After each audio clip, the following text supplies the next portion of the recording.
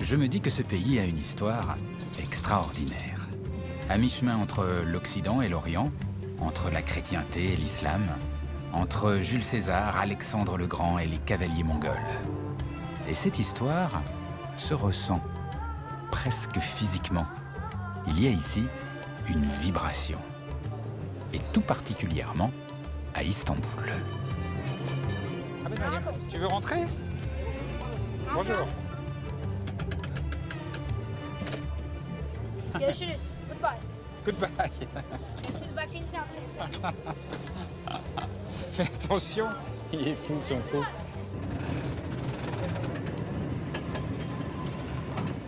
Alors, vous voyez, ce que j'aime bien à Istanbul, c'est ça. Attention, regardez. Un petit coup d'œil à droite, et hop, vous avez la mosquée bleue. Un petit coup d'œil à gauche, et hop, vous avez Sainte-Sophie. Alors, elle a l'air un peu mastoc comme ça. Mais en fait, ça, je crois que c'est mon monument préféré parce que l'histoire de ce lieu est incroyable. Sainte-Sophie, qui a tout l'air d'une mosquée, fut au départ chrétienne.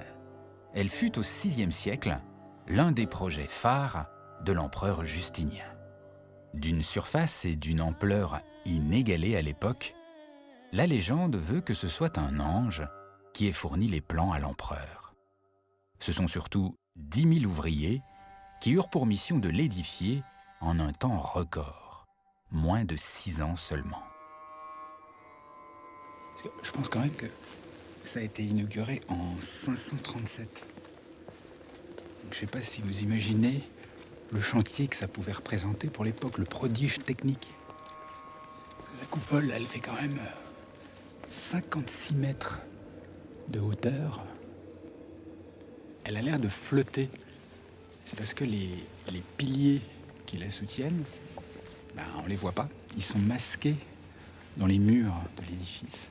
Donc ça donne ce côté un peu aérien, léger.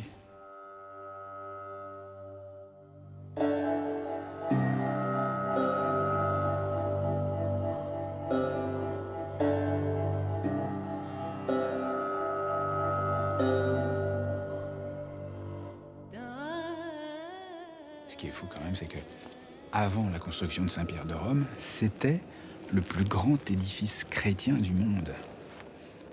Et à la moitié du XVe siècle, c'est devenu une mosquée. Là, vous avez, regardez, vous avez la Vierge et l'enfant. À sa gauche, vous avez l'archange Gabriel. Et juste en dessous, sur le gros médaillon vert, le nom d'Allah.